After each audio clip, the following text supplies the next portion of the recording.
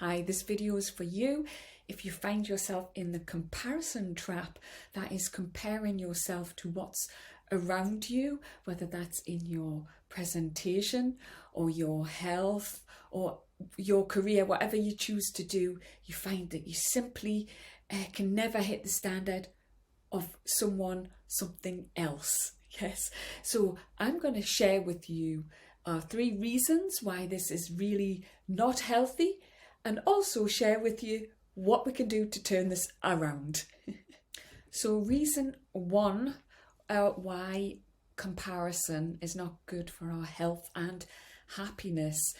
It could be obvious, and I think we all actually know this deep down, but it's like how we can change this habit as well we're going to look at, and that is we are actually truly unique and our journey is different to somebody else's, and we're comparing our inside with somebody else's outside, how they present or where they are notched up on social scale, right? And it might be somewhere we think we want to be, but we don't know how to be there, right? So we're comparing their success, what we perceive as success, as our failure. So I think that's what it really comes down to, is that we are using comparison as a measuring rod of an inadequacy or of not being good enough.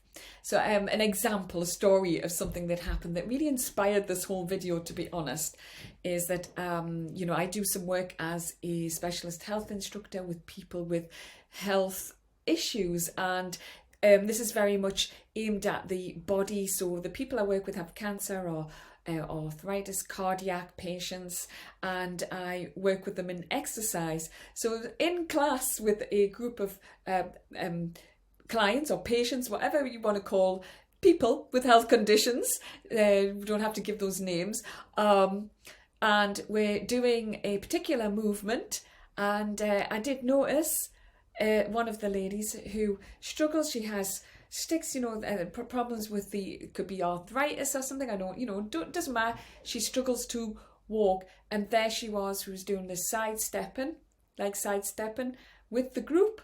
And what I notched was in my head is, wow, look, this is a lady who struggles with sticks, and she's doing this movement really well. And also recalling in previous classes that had not been available. Anyway, she came up to me at the end of the class and she says, I think I got on okay, but I noticed that, she referred to this step. People were doing it a bit better than me, like a bit wider or a bit faster or a bit more whatever. And I was just like, I just played back to her, like what I had seen and how I had perceived it. And this lovely big smile broke out because she was comparing her progress or her journey with what was going on around her. Well, the person next to her might not have problem with those joints, that their health complaints completely different. They've got people with cancer that might not affect how wide they step. You know what I mean? So it was a moment for her. And another time in a gym, I was with a guy, and he has a lot of impediment in his joints, and he got on the treadmill and we went through it, and we started at the slowest pace, and I'm next to him, and he's making slow steps on the slowest speed on the counter. Yes, absolutely fine. The main thing is he's maintaining control and position, and he's not losing it and going backwards and off like these comedy videos. We do have a safety device on. And he goes, I don't know, like, look at this person. And this is an athletic young person, probably no health condition. Who could tell? But anyway, they were running, thundering on the treadmill, giving it their all. And this guy who's in his nearly 70, his late 60s, with needing hip replacement and having joint issues, is maintaining a slow, steady walk. And he felt like he needed to compare himself. So obviously that was an easy playback. Well, that person, do you think that person's got the same issues that you've got going on in your body? You really need to focus on you, and that you've actually broken your fear of treadmills, for one. This is the first time you've been on one. You've been scared of them. You've seen all those videos. And 2, you're maintaining a nice, healthy pace. and this is helping you get stronger for your forthcoming hip operation, whatever. So, it's so easy to get caught up in that. And I think gym culture is definitely a one where that happens. A lot of people, a lot of people won't go to gyms because they have this perception, or sometimes we see it as like, and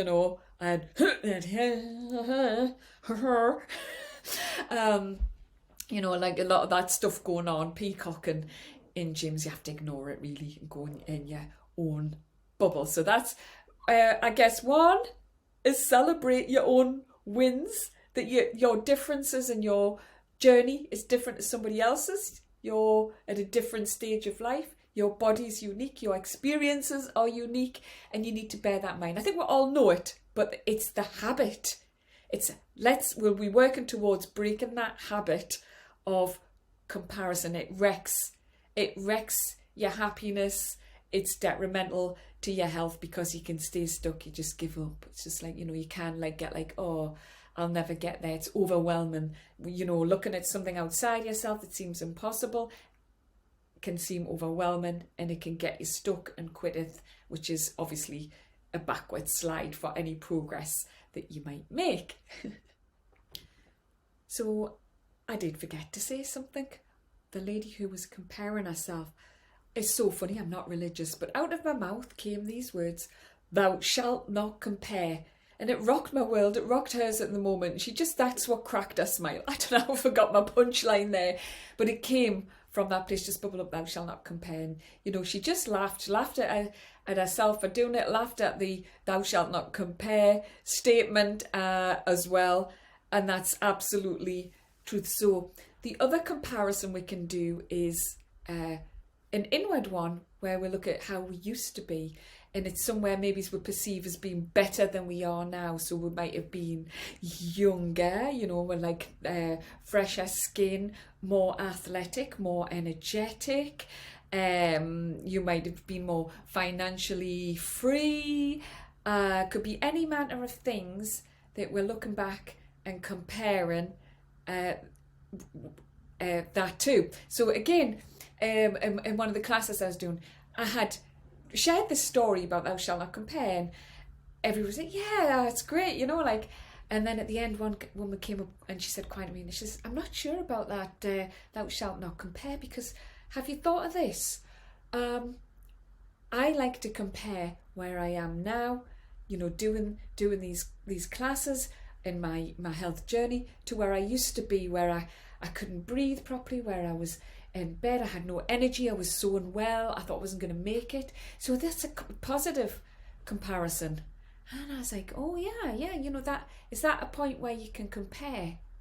And I think for me, changing that round to a progress marker, reframing as acknowledging I have made progress along my path, instead of comparing to the worst, because again, that's in the negative, isn't it? Where like there's a negative space. So using it as a progress marker, knowing that if I've come from there and I've got to here, instead of looking at that and just, that's it, looking at where we want to be, and then using the same inner resources and the resources and the strength to keep going forward. So I guess the point I'm saying here is it's never good to dwell on these past comparisons of when we were unwell or better. We always need to be present. It's about being present. Comparison takes us away from the present, or it takes us into our past, and also into looking at the surroundings and comparing ourselves by what's outside of us. Yes. The other thing about looking back, I guess it's my third point, is memories can be distorted, or experiences can be reframed in the light of now, right? So when we tell a story or we have a memory, we'll restore it, it'll keep moving further from originally what happened, and maybe even what we felt. So I just thinking on comparing Sinead O'Connor's song, "Nothing Compares to You." It sounds like a positive love song. It's a homage to somebody who's so freaking amazing. But when you think about it, that's a bit soul destroying, really, isn't it? A bit soul crushing, because nothing compares to you. It's almost like, I'll never get over you. You were the best, and nothing, you know what I mean? It should be like, nothing compares to me, because I'm always moving forward. My heart might get broken. You were amazing in my life. I acknowledge it's done, but I'm sure by giving myself some inner love, loving myself enough, that I'll find a love that reflects that back. Or love stopped reflecting. It was great while it lasted, but now I'm moving on. Plenty of love songs about moving on, but it's interesting how big that song is, and you know, where it is, it has got like a negative overtone if you like think it through. It's almost stalkerish in a way. So yeah, so that's the reasons, you know, and it's funny that it's come up a lot for me when I've been working with people with health conditions. This whole thing about comparison, it can run into all sorts, into your career, into how you look, how you do a skill. You know, there's always somebody better when you look out, somebody technically better, somebody presents better, more popularity. When does that ever serve? So we need to take, that's the solution. What I'm saying, what we need to do is stop comparing and turn this inward to dreaming, goal setting, not dreaming just abstractly, feeling like what it is we want to, visualizing, feeling where we want to be, and then being happy with the micro steps and accepting the snakes and ladders of life that we fall off. Life isn't always a straightforward rise, no matter how much you try to control it. Circumstances come along and knock us off our feet, and then we have to, as Chumbawamba says, I get knocked down, I get up again. A lot of songs in there. So that's what we need to do, don't we? Not dwell on the knockdown moments, but on how powerful we are because we get up. And so even I really need to summarise now, because I've told you lots of stories and given examples. So the 3 reasons why we shouldn't compare, or it's not healthy, because we shouldn't use the shouldn't word. I've used it more now. So why would choose not to compare for a healthier, happier life is 1, when we compare ourselves with something outside of ourselves, that's it's inside out, isn't it? So we're looking or the outside in. We're trying to make the outside reality our inside one, which is, it's like grafting something on that doesn't belong. We can have goals, we can have achievements, but when we compare, we're looking at what's already there, and how we get there could be totally unique. So the counter to that is to honour your unique self, your own journey, what's happened with you, and let it unfold. Surrender to it. Stop looking around, and when you give in to it, it's a much happier ride, because then instead of trying to be a stick-on version of that outside yourself, you allow a unique expression, and that is going to be so much more valuable, in alignment, healthier, happier. It'll give a greater gift to you and to the world. That's point 1. So 2, yes, you are unique, and the thing to be is to be present. So stop looking at what you've been and what you've done and how you once were. We're moving through time, but we can't, if we anchor into the past, it's like we're like this. So we need to be present, and to be present, being present will help us incrementally walk forward and create these new visions, if you like, where we can like focus on a new vision with where we are now, with what our body is like now, with where exactly we are. So it's about being present. So I guess the 3rd point is memories can be distorted. Stories change with time. So it's like, tell yourself a new story, create a new one. So there's a story of what was, or there's a story to what we perceive outside ourselves, and it is a perception from within, because we really don't know what's going on.